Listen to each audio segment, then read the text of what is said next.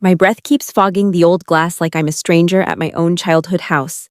One shaky exhale, another. Behind the door, Sammy's cry punches straight through the wood. Thin, frantic. The kind that says he's been calling for me for a long time. Ayla's fingers bite into my sleeve. Small hand, trembling. "Mom?"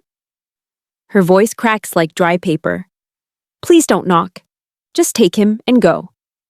My heart stutters, then gallops.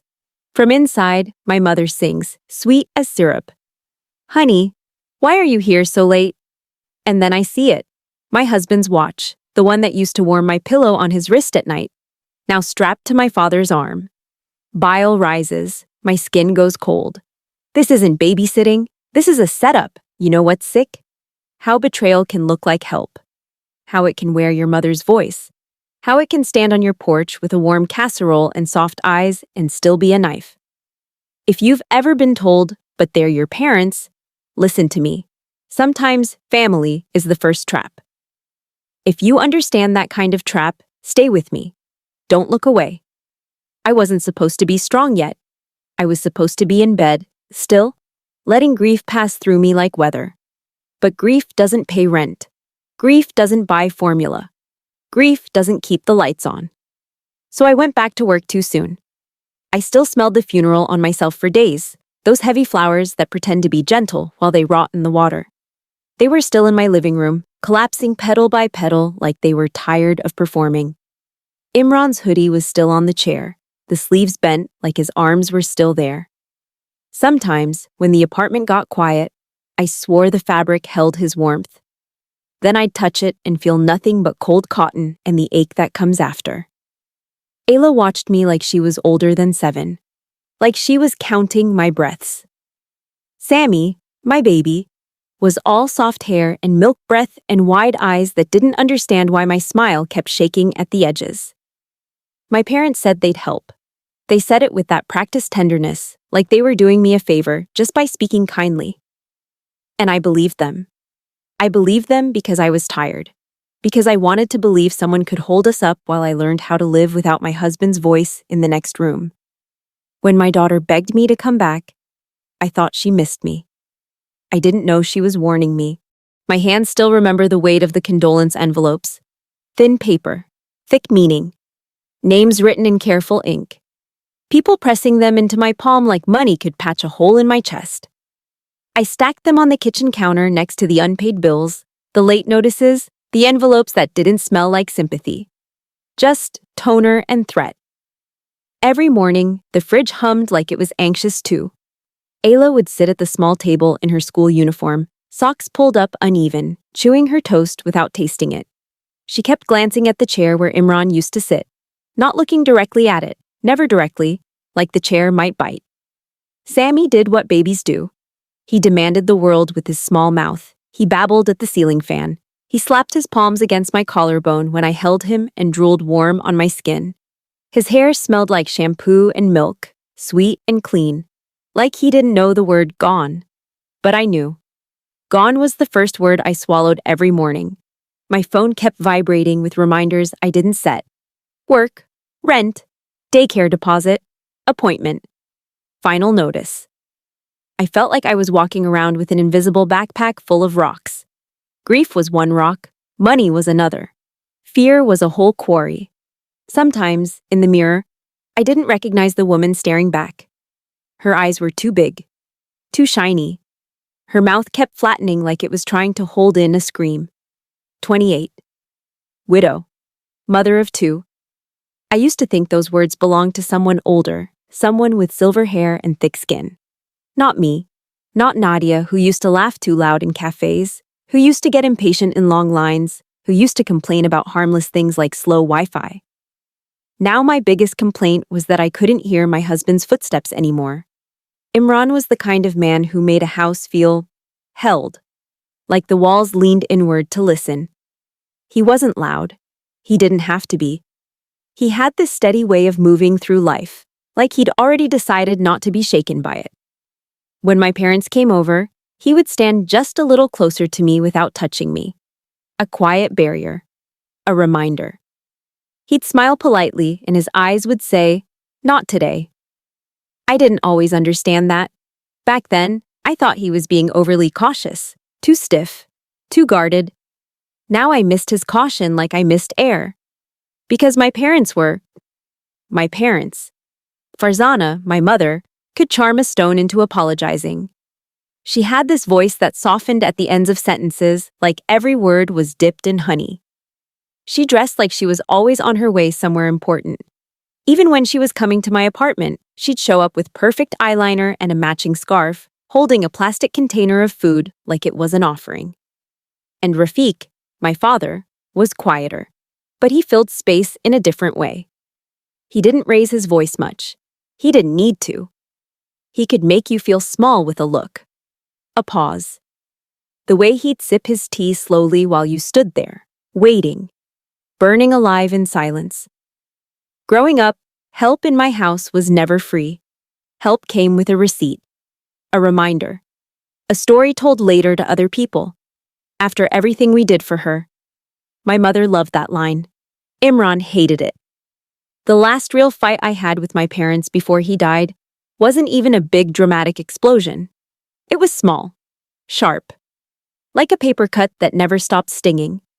Mom had offered to pay for Ayla's school supplies that year. "Just let me," she said, pressing her manicured hand against my arm. "Let me feel useful. Let me do something nice." Imran's jaw had tightened, barely noticeable. He thanked her, politely. Then he asked, calm as a lake, "No strings?" My mother's smile didn't crack, but her eyes flashed. "Strings? What a word. Why are you always suspicious of me?" Imran had shrugged. "Because I've watched you."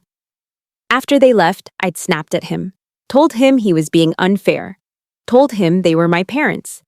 He'd looked at me with something like sadness. "Nadia," he'd said softly, "your parents don't give.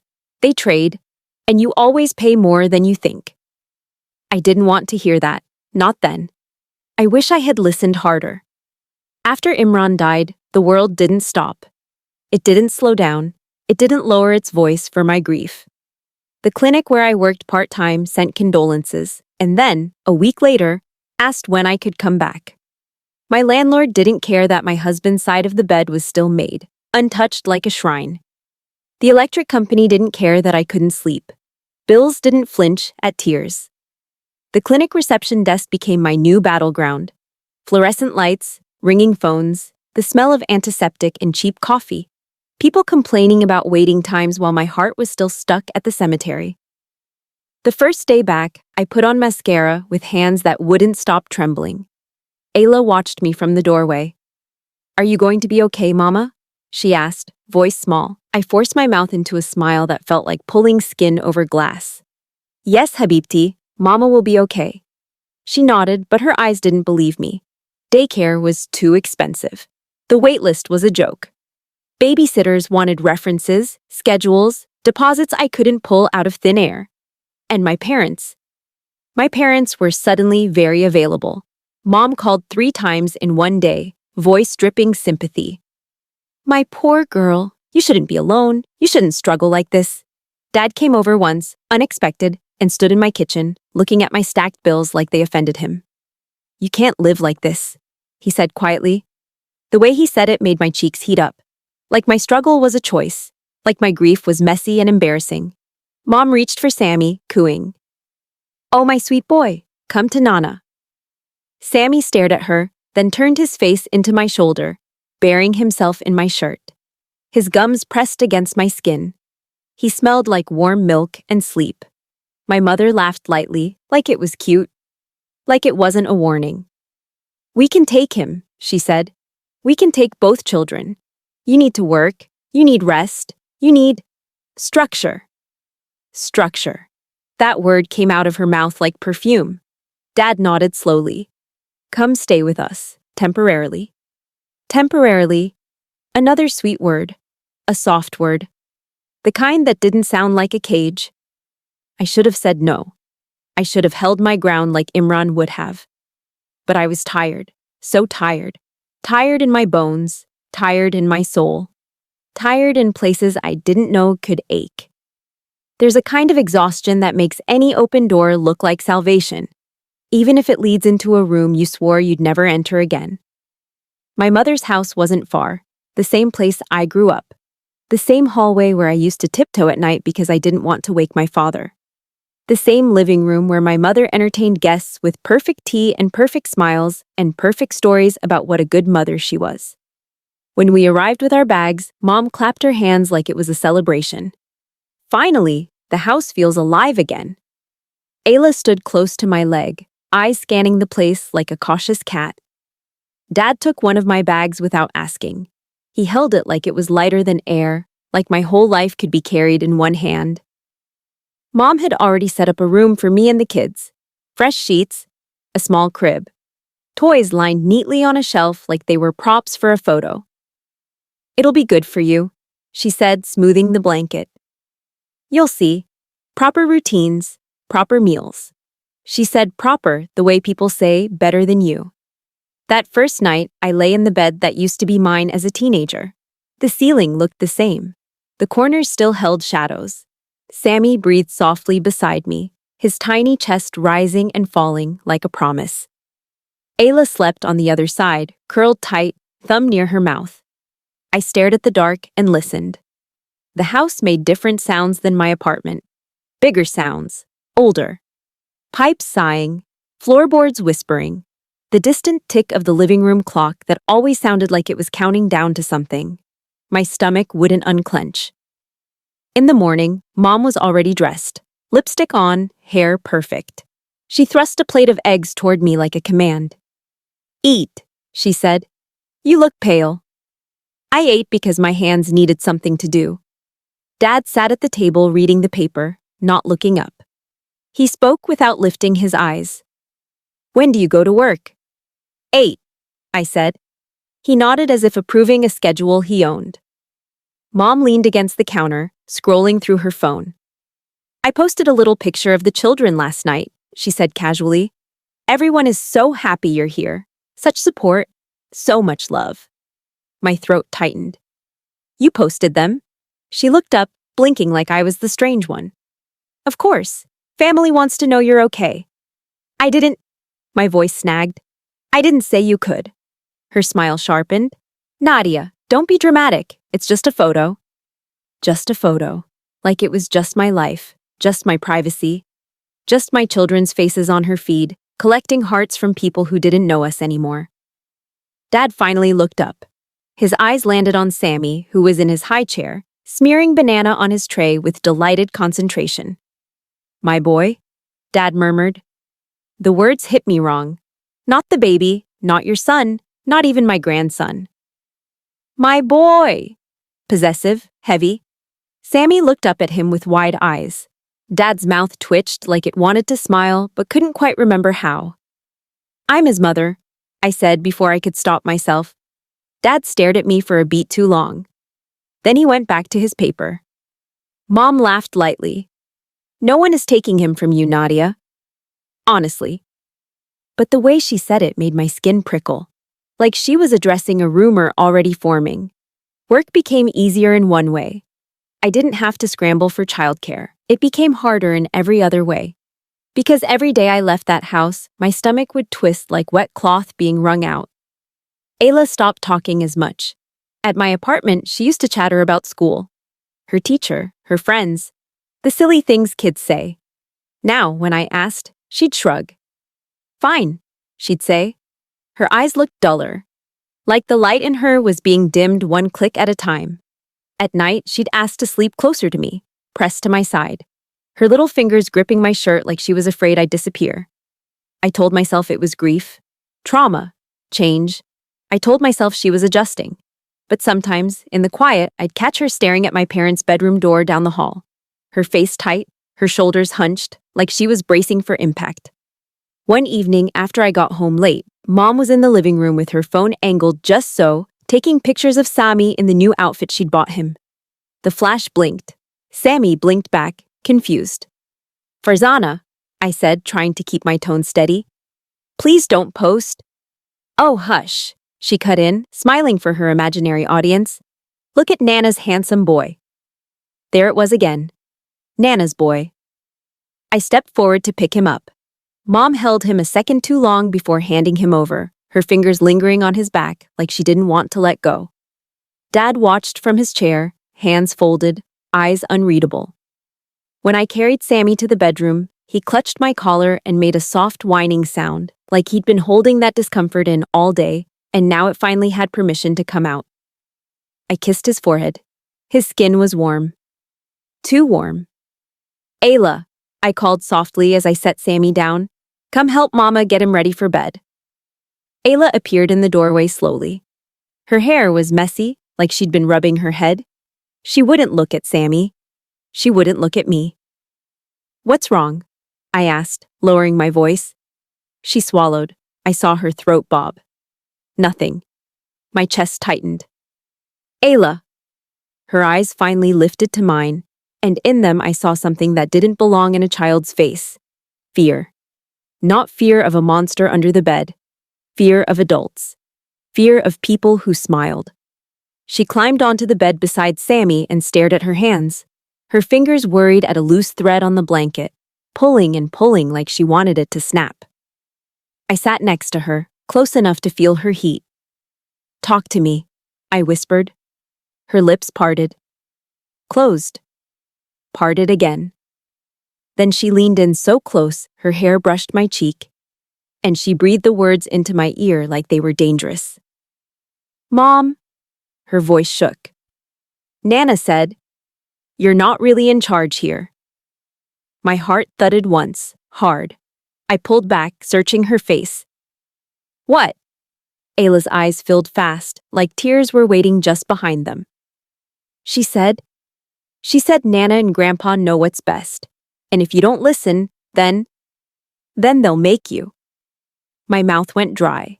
My hands went cold, even though the room was warm. I heard laughter in the living room. My mother's bright, perfect laugh. The sound floated down the hallway like perfume. Ayla's fingers latched onto my wrist, tiny nails pressing into my skin, grounding me. Pleading. Don't be mad, she whispered. Please don't be mad. Mad? I wasn't mad at her. I was mad at the air, at the walls, at the way the house suddenly felt smaller, like it was tightening around us. I wrapped my arms around her and held her so close I could feel her heartbeat sprinting against my ribs. In my mind, Imran's voice rose up like a flare in the dark. They trade. And you always pay more than you think. And as I stared at my sleeping baby, at my daughter's trembling shoulders, I tasted something bitter under my tongue. Not grief, not fear. Something colder. Something that was waking up. The next morning my alarm went off like a dare. A harsh little ringtone slicing through the dark, and my body jerked awake with my heart already sprinting, like it knew something I was still trying to deny. I lay there for a second, listening. The house breathed around me. The clock ticked somewhere down the hall. The pipes made a soft groan. Sammy's crib creaked as he shifted, a tiny sigh leaving him. Ayla was curled tight under the blanket, her knees pulled to her chest, hair stuck to her cheek with sweat. I stared at her for too long. 7 shouldn't look like that. 7 should sprawl. 7 should drool. 7 should look safe. I eased out of bed, every board under my feet memorized from childhood. I used to know exactly where to step to avoid the squeak near the dresser. My body still remembered, even if my mind wanted to pretend I wasn't that girl anymore. In the bathroom mirror, I saw my face in slices, forehead, eyes, mouth, under the buzzing yellow light. My eyes looked bruised, not literally, but like sleep couldn't reach them anymore. Like grief had put its hands around them and squeezed. I splashed water on my cheeks, cold, sharp. When I walked into the kitchen, Mom was already there. Of course, she always was. Hair smooth, bangles clinking softly when she moved. A mug of tea steaming beside her like she'd been sitting for hours, waiting to be seen. Good morning, she sang. My throat made a tight sound. Morning. She slid a plate toward me without asking what I wanted. Toast, jam. The jam was spread perfectly, edge to edge, like a picture. Sammy was in his high chair, cheeks puffed, hands smearing something mushy. Dad stood behind him, one big palm resting on the chair like he owned it. My boy, he murmured again. The words crawled up my spine. I reached for Sammy. Come here. Dad didn't move. Mom didn't look up from her phone. The air felt thick, like someone had turned the humidity up inside the room. He just started eating, Mom said lightly. Don't interrupt him. He's my son, I said, and my voice came out sharper than I meant. Mom finally lifted her eyes. They were calm, too calm. Nadia, don't make everything a battle. You need to get to work. We've got him. We've got him, like possession. I lifted Sammy anyway, scooping him against my chest. He grabbed my necklace and yanked, hard, like he was making sure I was real. His fingers were sticky. Ayla shuffled into the kitchen behind me, rubbing her eyes. She didn't greet anyone. She went straight to the corner chair, the one tucked away from the center of the table. The safe spot. The place you could watch without being watched. Mom smiled wide at her. Ayla, say good morning. Don't be rude. Ayla's mouth barely moved. Morning. My mother's smile stayed fixed, but her jaw tightened like a hinge needing oil. I watched Ayla's fingers. They were already at her nails. Chewing, picking, worrying them down. A quiet pulse started in my temple. Work stretched that week. Not because I wanted it to. Because life did that thing where it kicks you when you're already down. One receptionist called in sick. Then another. The clinic was packed with people coughing into tissues, complaining about wait times, demanding answers like I had a medical degree hidden under the desk. The phone rang until the sound of it felt like teeth. Every time I looked at the clock, my stomach clenched harder. Every time I imagined my kids in that house without me, my mouth filled with the taste of metal, like I'd bitten my tongue and kept bleeding. Mom texted constantly. Don't worry, honey, he's napping. We handled lunch. Ayla is being difficult today. You need to talk to her. Being difficult. Like my daughter was a problem to be managed. Like her fear was misbehavior. When I called on my break, Mom answered on the third ring. Breathless like she'd been doing something important. Hi, sweetie, she said. Can I talk to Ayla? A pause. She's resting. It's 2 p.m. She didn't sleep well, Mom replied smoothly. You know how she is. Don't disturb her. I pressed my fingertips into my palm so hard my nails hurt. Put her on for 1 second. Mom's sigh was delicate, almost bored. Nadia, you're at work. Stop working yourself up. We're handling it. Handling it. Every time she said it, it felt like being pushed out of my own life. When I got home that night, Ayla didn't run to me. She didn't even look up from her coloring book. She sat on the living room rug, with her knees tucked under her, crayons lined up beside her like soldiers. Hi, baby, I whispered, kneeling. She flinched at the sound of my voice, a tiny movement. But I saw it. I saw her eyes flick to the hallway, to my parents' bedroom door, to the kitchen, checking if it was safe to be happy. My throat tightened until swallowing hurt. Come here, I said, opening my arms. She came slowly, like she was wading through water. When she reached me, she didn't melt into me like she used to. She clung. Her arms were too tight around my neck, her fingers digging into the back of my shirt. I smelled her hair. It smelled like my mother's detergent.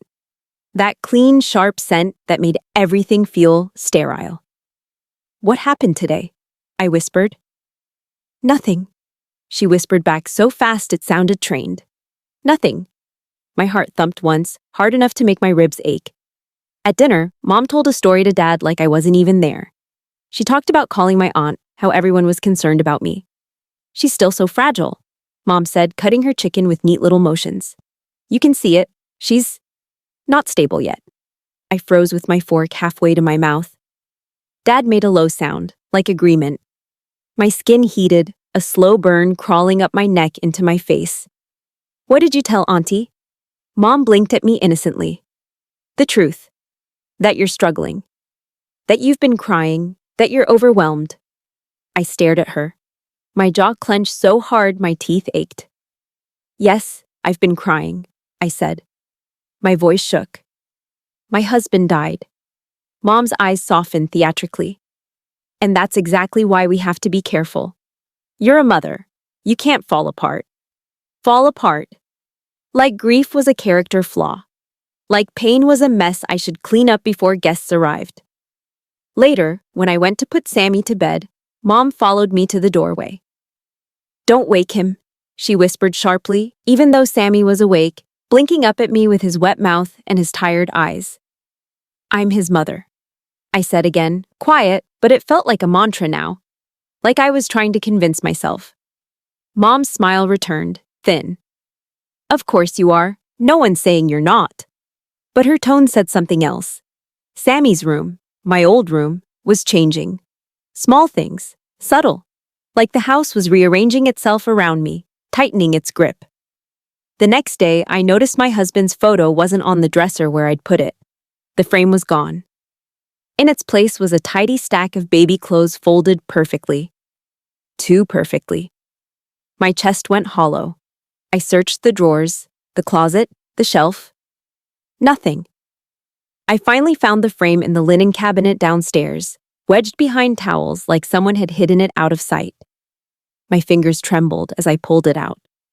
Imran's face looked back at me, frozen in that half smile he used to give when he caught me staring at him. The sight of it hit me like a shove. My eyes burned instantly. I pressed the frame to my chest. The glass was cold. Why would my mother move it? Unless she didn't want him watching. Unless she didn't want me remembering I had a life before this house swallowed me. That night, when everyone slept, I walked through the hallway like a thief, barefoot, holding my breath. I found my husband's things in my parents' spare room. Not in boxes, not messy, organized. His shirts hung in the closet, color-coded. His documents stacked in a file holder, his watch case on the dresser. Everything placed like evidence in a courtroom. Like someone was preparing an exhibit. See? This belonged to him. This belongs to us now. My stomach lurched. I ran my fingertips over one of his shirts. The fabric was soft, familiar. It smelled faintly of his cologne, but underneath it was the scent of my mother's mothballs, sharp and invasive. I bit the inside of my cheek so hard I tasted blood. Behind me, the floorboard creaked. I froze. Dad's voice came from the dark, low and calm. "What are you doing?" My spine turned to ice. I turned slowly. He stood in the doorway, his silhouette filling it, blocking the hall light. He wasn't angry. That was the worst part. He looked patient. Like I was a child caught sneaking snacks. "I was looking for something," I lied. My tongue felt thick. Dad stepped closer. The air seemed to shrink around him. "You should sleep," he said. "You look unwell." "I'm fine." He made a small sound, almost a chuckle. "You keep saying that." I swallowed hard. "Where's Imran's photo?" Dad's eyes didn't flicker. "Your mother put it away. Too much sadness isn't good for the children." The children. He used that phrase like a weapon. Like he could swing it at me and I'd back down. "You're not their mother when you're falling apart," he added, voice steady. "You're a risk." A risk. My heart hammered against my ribs so hard it felt like it wanted out. I stared at him, trying to breathe, trying not to shake. "What do you mean?" He reached into his pocket and pulled out a folded paper. He held it out like it was nothing, like it was a grocery list. "Just a precaution," he said. I took it with numb fingers. The heading blurred for a second because my eyes went wet. Guardianship, backup form. The words swam, then snapped into focus like a slap. My hands started to tremble so hard the paper rustled loudly in the quiet room. "Sign it," Dad said softly. "Just in case something happens." Something happens. Like my grief could become a crime. Like my exhaustion could be used to erase me. My mouth opened, but no sound came out. In my head, Imran's voice again. Steady, protective, furious in the way he never showed unless it mattered. "Don't let them." I couldn't breathe. The room smelled like mothballs and old carpet and my own fear. "I'm not signing this," I finally managed, and the words scraped my throat raw. Dad stared at me for a long moment. Then he smiled. Not warm, not kind. A small, controlled curve of his mouth, like he'd just confirmed something. "We'll talk about it in the morning," he said, and he stepped aside, letting me pass, like a king granting a prisoner permission to leave. I walked back to my room with the paper clenched in my fist so tight my knuckles hurt. I shut the door quietly. I slid down against it, my back pressed to the wood, and I shook. Silent. Because if I made noise, the house would hear me. Ayla stirred in her sleep, murmuring something I couldn't understand. I crawled onto the bed, pulling the blanket over her like I could shield her with fabric. My eyes burned. My chest felt crushed. I missed Imran so badly it felt like hunger, like thirst, like I could die of it. And the cruelest part, people didn't look at me like a widow. They looked at me like a problem. A woman without a man. A mother who might fail. A door left unlocked. The next day at work, my hands kept slipping off the keyboard. My mind kept replaying that paper, that title, that calm voice saying precaution. I tried to call Ayla during my break. No answer. I called again. Straight to voicemail. My stomach flipped. I texted Mom. Put Ayla on. Now. 3 dots appeared. Disappeared. Appeared again. Finally. She's fine. She's napping. Stop panicking. Panicking. I stared at the word until my vision blurred. I tried calling once more, and this time, it rang. Just once. Then it clicked. Ayla's voice came through, thin and shaky, like she was speaking into fabric. "Mom," she whispered. Relief hit me so hard my knees almost buckled. "Ayla, baby, where are you?" A pause. I heard muffled sounds. A TV somewhere, footsteps, a door closing. I'm in the laundry room," she breathed, like the air was scarce. My heart slammed. "Why are you in there?" she swallowed, loud in my ear. "Mom," she said again, and her voice cracked like glass. "Please come back now. Please." My chair screeched back so hard it bumped the wall. "Ma'am?" One of the patients at the counter blinked at me, mid-complaint, holding her insurance card like it was a weapon. I couldn't feel my fingers. I couldn't feel my tongue. All I could hear was Ayla's whisper in my ear. "Please come back now. Please." Like she was drowning and I was the only rope. My voice came out wrong. Too thin. "Emergency. I have to go." My supervisor's face tightened. "Nadia, you can't just..." I was already grabbing my bag. The strap cut into my shoulder. I didn't care. The clinic doors whooshed open and rain slapped me in the face. Cold, hard drops that stung my cheeks like a scolding. The sky was low and gray, the kind of afternoon that makes everything look like it's underwater. My car keys shook so badly I missed the lock twice. Get in, start, go. The engine coughed and caught. The heater blasted stale, warm air that smelled like old takeout and stress. My hands wrapped around the steering wheel and it felt slick, like the rubber was sweating too. I pulled out too fast, tires hissing on wet asphalt. My throat kept closing, opening, closing, like my body didn't know whether to scream or swallow. A red light? Stop. My foot slammed the brake, and Sammy's little sock in my cup holder bounced like it was startled. Sammy. God. Sammy. I pictured him in that house, quiet. Too quiet. I pictured Ayla in the laundry room, pressed between detergent bottles, whispering into the phone because she couldn't whisper anywhere else. My stomach twisted so violently I thought I might throw up onto my lap. The light turned green. Go. Rain blurred the world. Windshield wipers fought like frantic hands. Every swipe revealed the road for half a second, then the water took it again. My chest hurt, not emotionally, physically, like something was sitting on my sternum, heavy, patient, crushing me inch by inch. I drove with my jaw clenched until it ached. My eyes burned from not blinking. My knuckles went white, then numb. I kept hearing Imran's voice in my head, not a sentence, just the memory of him saying my name. The way he'd say it when he wanted me to stop rushing around and come back into my body. Nadia. I whispered it back to myself like a prayer. The neighborhood appeared through the rain like a set in a movie. Familiar houses, familiar trees, familiar corners where I used to ride my bike, skidding on gravel, laughing like nothing could ever touch me. I pulled into my parents' driveway so hard the car rocked. The front porch light was on even though it wasn't dark yet. That light made my skin crawl. Like they were waiting. I ran to the door, shoes splashing through puddles, my hair sticking to my forehead. I didn't knock. I shoved the door open. Warm air hit me, heated, perfumed, controlled. The house was too bright, every light on, every corner lit up like a stage.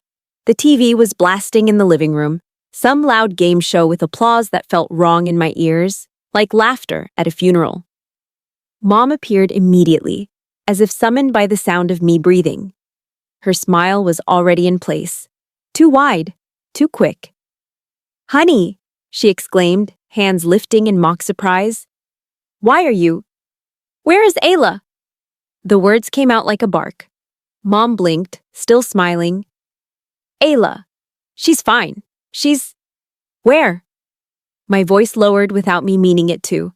It turned into something sharp. Something that didn't ask twice. Her smile twitched. "Nadia, you're soaking wet. Come in, you'll get sick." I stepped past her, water dripping onto the tile. "Where's my daughter?" Behind Mom, Dad sat in his usual chair, remote in hand, watching the TV like this was an ordinary afternoon. Like my heart wasn't exploding in my ribs. He didn't even look at me right away. He clicked the volume down one notch. Control, control, control. "Ayla!" I shouted. The sound bounced off the walls, too loud in that bright staged house. Mom's hand touched my elbow. Light, guiding, patronizing. "Lower your voice. You'll frighten the baby." I yanked my arm away so fast her bangles clinked. Then I saw Ayla. She stood in the hallway entrance, half hidden behind the corner, like she wasn't sure if she was allowed to exist. Her eyes were huge, rimmed pink. Her lips were pressed together so tight they looked pale. When her gaze met mine, her whole body moved, just a tiny sway toward me, like a plant turning to sunlight. I crossed the room in 2 steps and crouched, grabbing her shoulders. "Are you okay?" My voice broke on the last word. My fingers trembled against her thin arms. She nodded once, jerky. "Why did you call me from the laundry room?" I whispered, trying to keep my words inside my mouth, trying not to let my parents hear them like they were entitled to them. Ayla's eyes flicked past me, over my shoulder, to where Mom was standing with that smile still hanging on her face like a mask. "She said I wasn't allowed to call you," Ayla whispered. My stomach dropped. "What?" Ayla's fingers curled around my wrist, small and cold. They said if I told you, you'd get mad and leave us." The room tilted.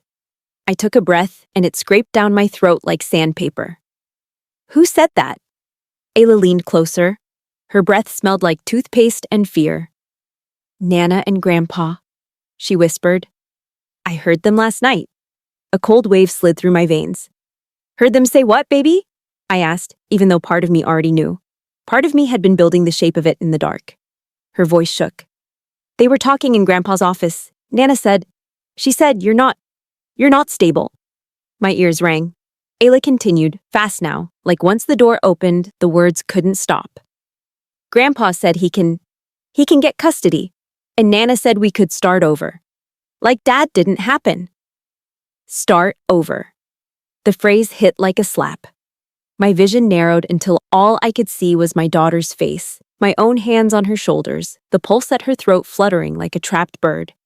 "You're safe," I whispered, even though my voice didn't believe it yet. "You're safe. I'm here." Ayla shook her head quickly. "Mom, she swallowed hard. "Grandpa, he was wearing Dad's watch." My heart stopped. Not metaphorically. It skipped so hard everything went quiet for a second. "What?" I heard myself say, the word coming from far away. Ayla's eyes filled. I saw it when he reached for the remote. The watch, Dad's watch. My mouth went numb. Mom's voice cut in behind me, still sweet, still syrupy, still pretending. "Nadia, what are you whispering about? You're making her anxious." I turned slowly. Mom stood with her hands folded, posture perfect, like a concerned stranger. Dad finally looked at me now, his eyes calm, observing, measuring. I swallowed and my throat hurt. "Where's Sammy?" I asked. Mom laughed lightly. "He's napping. You know babies need." "I want to see him." Dad spoke for the first time, voice low. "Don't interrupt his nap." The way he said it made my teeth clench, like an instruction, like a rule. I stood, keeping Ayla behind my leg the way Imran used to keep me behind his shoulder. My hand reached back and found her fingers, lacing with them. She clung so hard it hurt. I walked down the hall. Mom followed, sandals tapping softly like she was trailing me on purpose, letting me feel her presence. Sammy's door was closed. I opened it. The room was too neat. The crib sheets were tucked so tight they looked unused. The stuffed animals were arranged in a perfect line, eyes facing forward like an audience. Sammy lay in the crib, awake. Too still. His eyes were open, but not bright. His cheeks were blotchy. His mouth was parted like he'd been crying until he ran out of fuel. The sight of him punched all the air out of my lungs. I rushed to the crib and lifted him. He didn't squeal the way he usually did when I picked him up. He just clung, immediately, his little hands fisting my shirt like he was afraid gravity would steal him. His diaper felt heavy and damp. I pulled it back slightly. My stomach turned. His skin was red, angry, raw. A rash that looked like it had been ignored, like someone had decided his discomfort wasn't important enough to fix. My jaw tightened until it ached. I pressed my lips to his hair, inhaling. He smelled sour under the baby powder, like sweat trapped against skin, like he'd been left too long. "Why is he like this?" My voice came out quiet, but it vibrated. A wire pulled too tight. Mom stepped into the doorway. "Oh, Nadia, you're overreacting. Babies get rashes." "Not like this." I snapped before I could stop myself. Dad appeared behind her, tall in the hall, filling it. A shadow in a bright house. Mom sighed dramatically. "You've been working so much. You're exhausted. You see problems everywhere." "I see my son suffering," I said, and my hands were shaking now, not from cold but from something hot trying to climb out of my chest.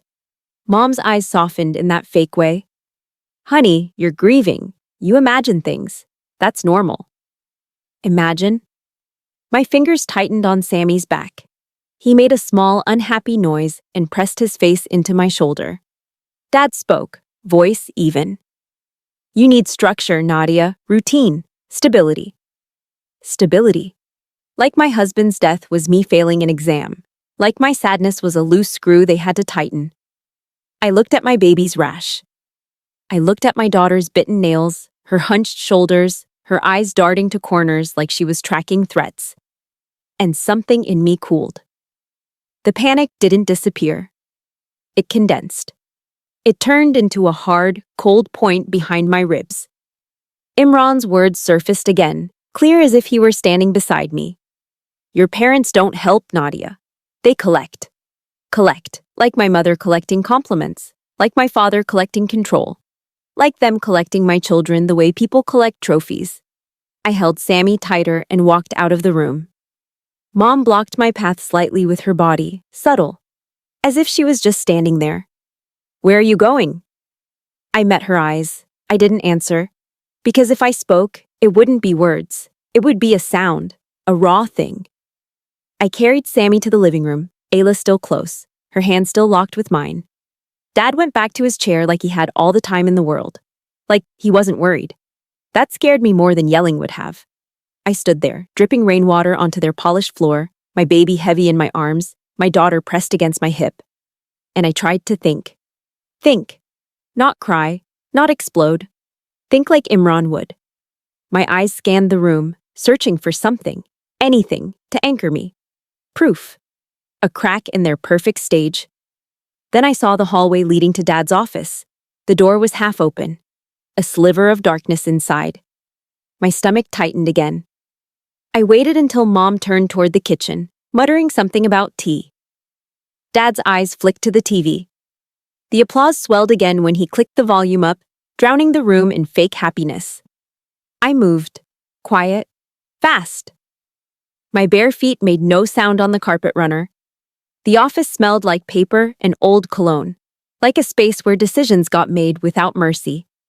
A desk lamp sat angled just so, casting a pool of light over the surface. Everything on that desk was arranged, straight, precise, control. My eyes dropped to a stack of envelopes near the corner. One stood out, thicker than the rest, white, official. My name typed across the front in stark black letters, Nadia Rahman. Above it, in bold, Family Court Intake. My hands went numb. The room went silent in my head, like someone had pressed mute on the world. Behind me, from the living room, I heard my mother laugh again. Bright, carefree, like she hadn't just set a trap and waited for me to step into it. The envelope stays in my hands like a live wire. My name, printed, clean. Like this is normal. Like this is paperwork the same way a grocery list is paperwork. My pulse beats in my fingertips, in my teeth, in my eyes. I don't open it yet. I don't even breathe fully. I just stand there, in Dad's office, listening to the TV applause in the other room and the soft clink of my mother's bangles in the kitchen. And I let the panic burn itself down into something colder. A plan has to be quiet. If I storm out, they'll call me unstable. If I scream, they'll call me hysterical. If I cry, they'll call me unfit. They're building a story about me. Fine, I can build one too. I slide the envelope back exactly where it was, aligning it with the edge of the desk. My hands steady themselves with sheer spite. Then I look around. His computer, the printer, the neat little stack of folders. Everything labeled, everything controlled. My father's kingdom. I move like I'm still that girl who knew which floorboards squeaked. I sit in his chair. It feels wrong under my body, like sitting in a stranger's lap. The leather is cool against my thighs. The desk smells like his aftershave, sharp and suffocating. The computer screen is dark. I press the button. It wakes with a low hum.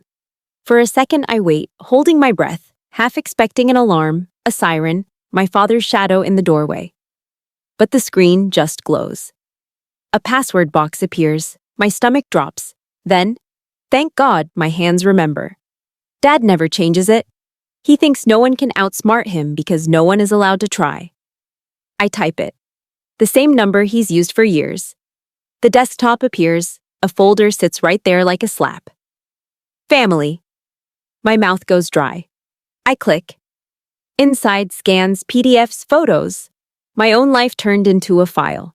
My fingers tremble over the mouse. I open one document. Guardianship petition draft. My eyes flick down the lines and my vision blurs with heat. Words like concerns. Words like instability. Words like best interest. They aren't even pretending they're helping me. They're replacing me. I close it and open another. A checklist titled Evidence. Evidence. Like I'm a criminal. There are screenshots of my social media, old posts where I joked about being tired, a photo where my mascara ran at the funeral, my caption about trying to survive. There's a note beside one image. Emotional volatility. My throat makes a sound I don't recognize. I scroll, fast, like the page might bite me. Then I see my aunt's name in an email thread. My aunt, Shireen, my mother's sister, the one who always hugged too hard at family gatherings, then stepped back to look at me like she was inspecting a product. The one who used to call me dramatic when I cried as a teenager. The one who told me after Imran died that I was young enough to start over. My nails dig into my palm. Her email sits there in black and white. Rafiq Bhai, Farzana Appa, she's not coping. I've seen her. The children need stability. I can send you the screenshots. Also, her neighbor said she leaves the baby crying sometimes. My neighbor. My stomach twists. It's a lie, or it's twisted, or it's half-truth sharpened into a weapon. Sammy cries. Babies cry. But now it's evidence. My chest tightens until breathing hurts. So it's not just my parents. It's a group. A committee. A council deciding my worth. I don't have time to collapse. I need proof. I need my own paper trail because they're already writing theirs. I pull out my phone, turn the brightness down, and start taking photos of everything. Click, click. The guardianship draft. Click. The evidence checklist. Click. The email thread with my aunt. Click. A scanned form with my name typed into a blank where my signature should be. Each shutter sound feels loud in the quiet room, like I'm firing a gun in a library. My heart jumps with every click, but I keep going, swallowing the fear like bitter medicine. I find a scanner app on the computer, already installed. Of course it is. Dad likes his paperwork neat. I feed the documents in one by one, hands careful, and save them to a folder with a bland name. Receipts. Receipts. I nearly laugh. The sound gets stuck in my throat. Then I email them to myself from Dad's account. Subject line, medical files. Because if he checks, he'll assume it's boring. Because I've learned from him. I log out, I wipe recent files, I line the envelopes back up, perfect edges, perfect lies, and I leave the office as if I've never been there. In the hallway, I pause to smooth my face. I can't look like prey. I walk into the kitchen and my mother turns immediately, smile ready. There you are, she chirps. Tea? I swallow, my tongue feels thick. Sorry, I say, and my voice comes out soft enough to make her relax.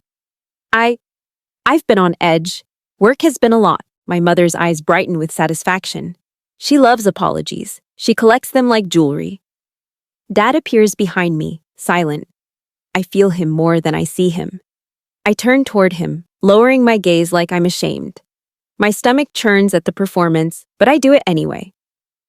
You're right, I say quietly. About structure. Dad's presence sharpens. Good. I nod like a scolded child. I don't want to lose my kids. My mother's smile widens. No one is trying to take them, Nadia. The lie slides out of her so easily it almost sounds true. I make my shoulders sag as if the fight drained out of me. Maybe I should sign that form, I whisper. My father's eyes flick, quick and hungry. He says nothing, but the air changes. He's hooked. Mom reaches out, patting my arm like I'm a pet. That's very mature of you. Mature, as if surrender is adulthood. I force a small, shaky breath. But can we talk about it first, like as a family? I let the words wobble. I just don't want people thinking I'm crazy. My mother's eyes flash at the word people. Image obsessed. Always. A family meeting, she repeats, tasting it. Yes, I say quickly. With Aunt Shireen maybe. Uncle Kamal, just everyone. So no one can twist things. My mother nods like she thought of it herself. That's an excellent idea. Dad murmurs, we'll do it this weekend. I nod again, compliant. Inside, something hard and quiet clicks into place. Witnesses. Because if they're going to build a story, I'm going to make them tell it out loud. That night, after the kids are in bed, I sit on the edge of the mattress with my phone glowing in my palm like a secret. Sammy's breathing is shallow and uneven. He whimpers in his sleep, a small sound that makes my throat burn. I touch his cheek with the back of my finger. He's warm. Ayla sleeps facing the wall. Her hands are curled near her mouth, as if she's still trying to chew her fear down into something manageable. I step into the bathroom and lock the door. My reflection looks strange, eyes too bright, face too still. Like anger froze me in place. I call a legal aid hotline number I find through shaky scrolling. My thumb hovers, then presses. It rings. Every ring makes my heart slam harder. A woman answers, voice tired but steady. I keep my voice low, whispering like I'm confessing a sin. My parents are trying to get custody, I say, and the words make me dizzy. They're preparing paperwork. I found it. I have photos. The woman's tone sharpens. She asks questions, simple ones, names, ages, addresses, immediate safety. I answer with my nails biting into my palm, grounding myself. An emergency consult is scheduled for the next afternoon. Not perfect, not instant, but something. Something is better than nothing. When I end the call, I press my forehead against the bathroom mirror. It's cold. My breath fogs it. For a second, I want to slide down to the floor and sob until my ribs split. But I don't. I can't. I open my messages and type to the one person on this street I still trust. Mrs. Dahlia, The neighbor who used to slip me mango slices when I was a kid, who always looked at me like I was human, not a reputation. If you see anyone coming to my parents' house, strangers, officials, can you note the time and car plate? Please, it's important. My finger hovers over send. I swallow hard and hit it. The message whooshes away and my stomach twists with the guilt of dragging someone else into my mess. But this isn't a mess, it's a fight. And fights need allies. I step back into the bedroom. The house is quiet, but it's not peaceful. It's the kind of quiet that listens. The next day, I keep playing my role. I help my mother set the table. I laugh softly at her jokes. I nod at my father's instructions. Inside, my mind is a tight wire. I start my trap gently, like bait. When Mom is on the phone with my aunt, I drift close enough to hear. I say, light as air, "It's okay, Mom. If Sammy belongs here for a while, I get it." My mother doesn't even hesitate. She says it like it's a fact, like it's written in the sky.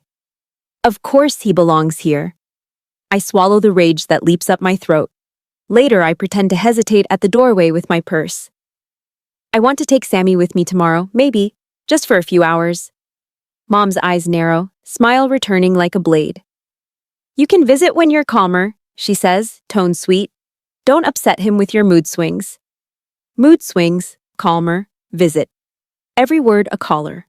I nod, submissive, and my insides turn to ice. That evening, Dad corners me near the hallway. "You've been emotional," he says, voice low. "If you take the children in this state, I will call for help." My blood runs cold. Help? He looks at me like I'm stupid. Authorities. Someone needs to ensure they're safe. My mouth goes dry. He would do it. He would pick up the phone and paint me as a danger, and people would believe him because he wears calm like armor and I wear grief like bruises. I nod slowly, forcing my eyes to look watery. "I understand," I whisper. And inside, I promise myself something fierce. They will not get to use my pain as a weapon. Not anymore. That night, when the house finally settles, I move quietly. Diaper bag, formula, wipes, extra clothes, Ayla's favorite hair clip, blue plastic butterfly, because she'll notice if it's gone and I need her to feel like herself. My documents, my phone charger, my keys. I pack like I'm stealing my own life back one item at a time. My heart pounds in my throat with every zipper sound. Sammy stirs when I lift him from the crib. His body is warm and heavy against me, his head lolling on my shoulder, his breath damp on my neck. "Ayla," I whisper, brushing her hair back. "Baby, wake up." Her eyes open instantly, like she wasn't really sleeping. She sits up, silent, already alert. She sees the bag and her face changes, hope, fear, both at once. We move toward the door. My fingers are on the knob.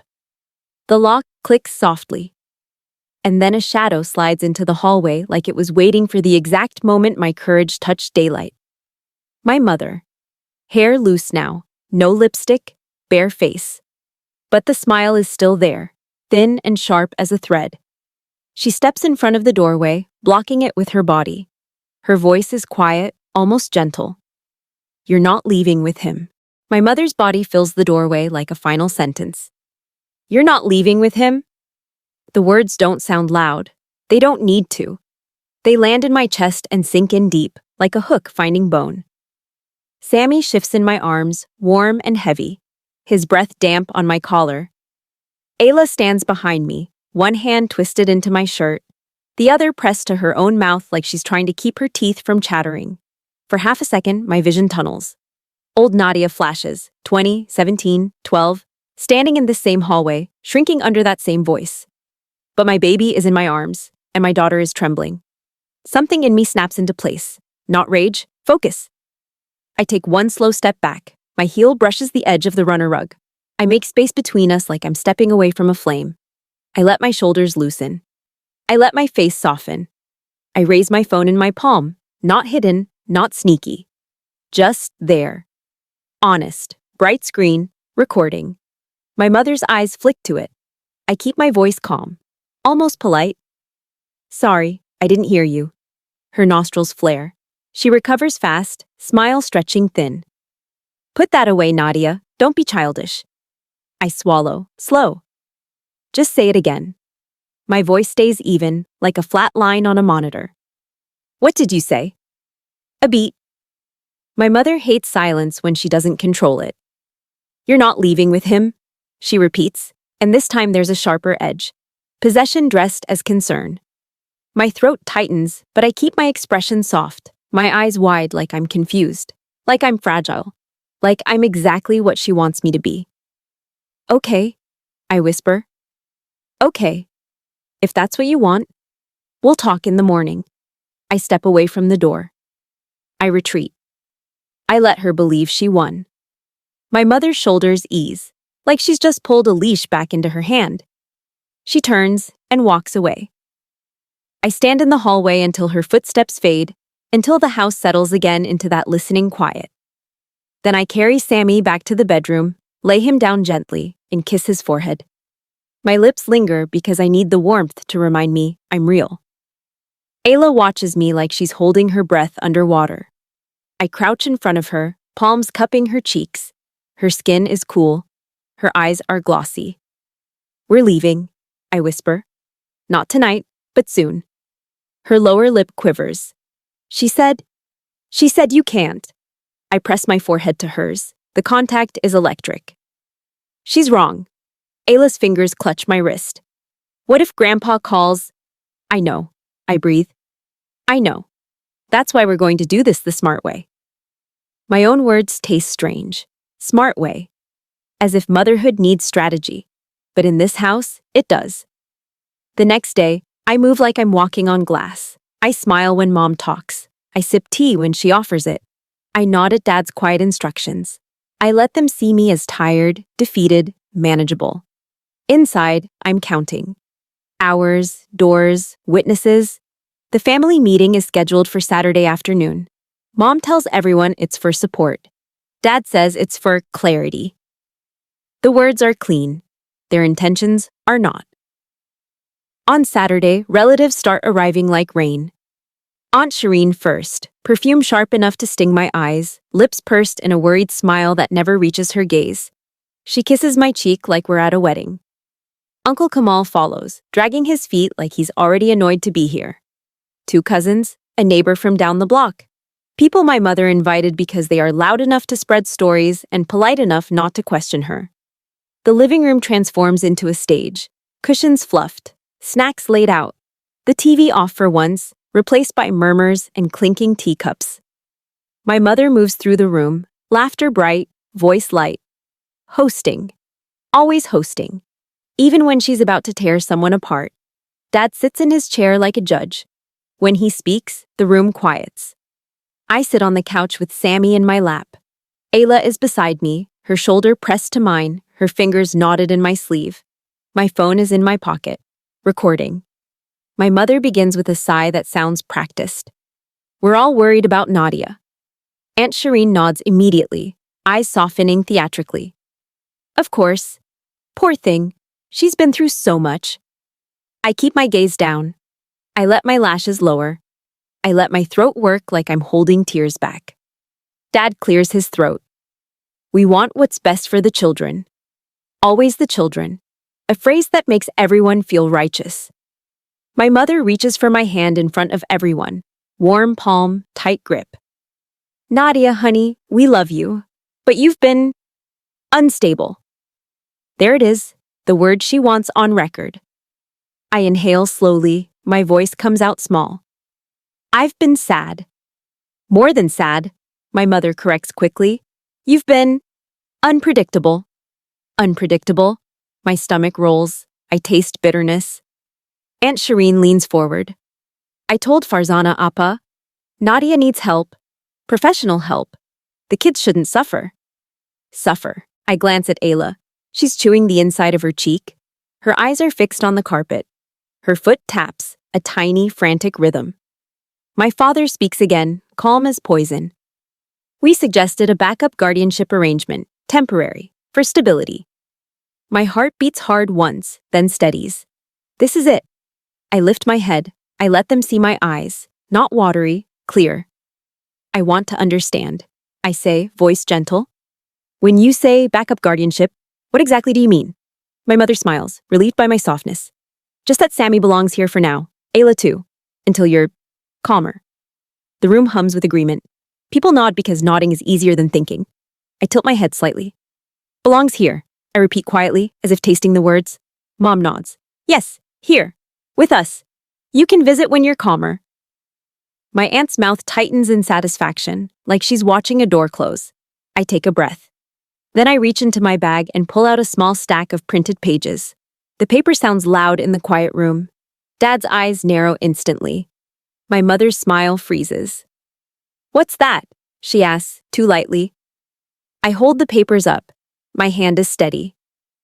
It's the paperwork you've been preparing. A ripple goes through the room.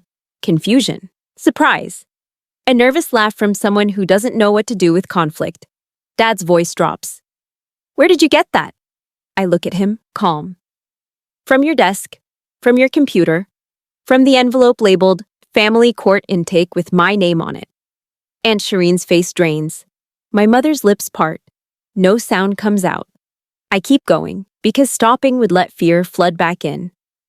This is a guardianship petition draft, I say, tapping the top page. And this, I flip another page, is your evidence checklist. Someone in the room inhales sharply. My father's jaw flexes. His calm slips for the first time, and that small crack feels like sunlight. Mom's voice rises too bright. Nadia, this is exactly what we mean. Paranoia, snooping. You're not well. I nod once. Maybe. Or maybe I'm just paying attention. My hands move again. I pull out my phone and place it on the coffee table. Screen up, recording icon visible. I don't hide it. I don't apologize. Dad's eyes flick to it, and I see it. The calculation. The fear of being captured in his own words. My mother's face turns tight. Turn that off. No, I say softly. Then I reach into my pocket and pull out something small. A watch. Imran's watch. The strap is worn. The metal edge has a tiny scratch from the day he fixed the stroller wheel with it on. I remember that scratch like I remember his laugh. I place it on the coffee table next to my phone. The room goes silent in a way that makes my ears ring. My father's hand twitches on his knee. My mother's eyes flash, wild for half a second. You took that, I say, voice still quiet. You gave it away. Or you let it be taken. You let my daughter see it on his wrist. Aunt Shireen makes a small sound, like she's choking. Dad's voice comes out controlled. That watch was in our house. I stare at him. It was my husband's. My mother leans forward, smile cracking. You're making a scene. I let out one short breath that isn't laughter, but almost. A scene. I look around at everyone. A scene is what you do for guests. This is my life. Ayla shifts beside me. I feel it before I see it, her body gathering courage like a fist closing. She stands. My heart leaps into my throat. Ayla, I whisper, warning, terrified. Not of her speaking, of what they might do to her for speaking. But she doesn't look at them. She looks at me. Then she looks at the room. Her voice is small. It shakes, but it comes out. They told me Mommy might disappear if she doesn't listen, she says. The words hang in the air. My mother's face goes blank. My father goes still. The relatives, people who were nodding, sipping tea, performing concern, freeze like statues. Ayla's hands curl into fists at her sides. Nana said if I told Mommy, Grandpa would be angry. And they said Mommy isn't in charge. My vision blurs, not with tears, but with heat. My skin prickles. My body wants to scoop her up and run. Aunt Shireen stammers, Ayla, sweetheart, you must have misunderstood. Ayla flinches at her voice and steps closer to me, like she already knows who is safe. My mother's mask finally slips. It isn't a dramatic scream. It's worse. It's contempt. She looks at the room, then at me, and her voice turns sharp, ugly. Look what you've done. You're ruining the family image. There it is. Not love, not concern. Image. The word lands and something inside the room changes. People's faces shift. A cousin's brow furrows. Uncle Kamal looks away, uncomfortable, like he's finally seeing the edges of the lie. My phone vibrates in my pocket. A message. I don't look yet. Not now. I keep my eyes on my father. I spoke to a lawyer, I say. The words feel solid in my mouth, like a wall. Emergency consult. They confirmed you've started a filing process. They told you to stop contacting my workplace, to stop collecting evidence, and to stop pressuring me to sign anything. Dad's face hardens. You went behind our backs. I tilt my head. You went behind mine first. My mother's voice cracks high. You're ungrateful. I feel my mouth curve, not in joy, in certainty.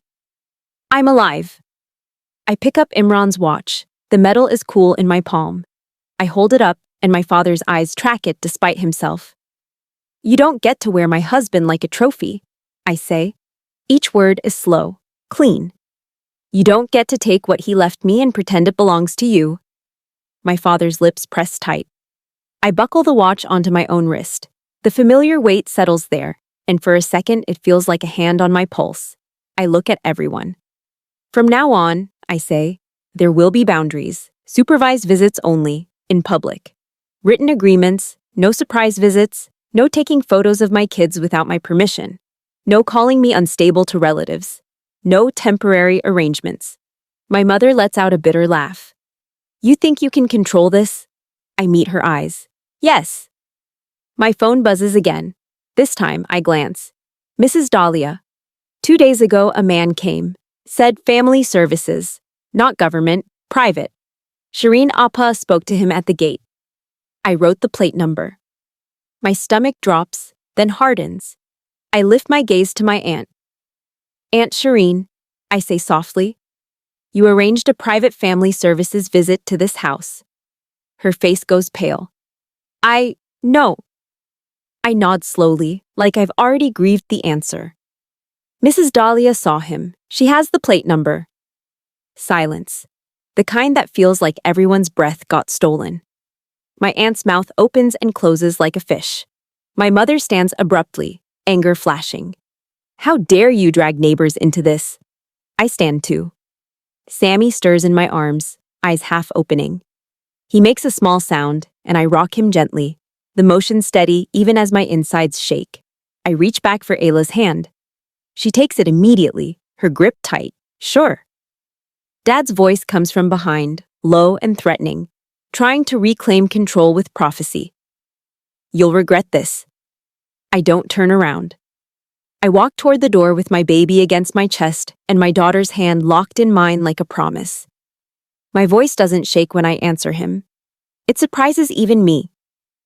No, I say, and the word is quiet but final. You will. The apartment door clicks shut behind us, and the sound is so small. But it lands in my chest like a promise. Quiet rushes in. Not the listening quiet of my parents' house. Not the quiet that feels like eyes behind walls. This is the soft, ordinary kind. The hum of the fridge, the distant traffic, the faint rattle of the window when the wind leans on it. I set Sammy down in his crib, and he rolls his cheek into the sheet like he knows this smell, like he knows this air. His lashes flutter once, then settle. His breathing smooths out, and my throat tightens so hard it aches. Ayla sits at my kitchen table, the same table I thought was too small, too cheap, too temporary. She holds a bowl in both hands like it's something sacred. She takes a bite, chews, swallows, another bite. My lungs finally remember how to expand. Grief makes you porous. Everything gets in, opinions, pressure, other people's hands on your life. But grief also sharpens something fierce inside you. A needle-thin instinct that doesn't care about politeness. It only cares about survival. I stand in the middle of my living room, listening to my children exist safely. And I let the shaking start. Late, quiet, private. It moves through my arms, my knees, my jaw. I press my palm to my stomach like I can hold myself together. Imran's hoodie is still on the chair. I don't move it. I touch it as I pass, just once, like I'm touching a memory without falling into it. Because I understand something now, down to my bones. If someone's help requires your surrender, it's not help, it's control. And the hardest betrayal is the one dressed like love. If you've ever had to stand up to family to protect your peace, comment boundaries. If you want more revenge and betrayal stories like this, like and subscribe. And if you've got a story that still lives in your throat, send it in. I read everything.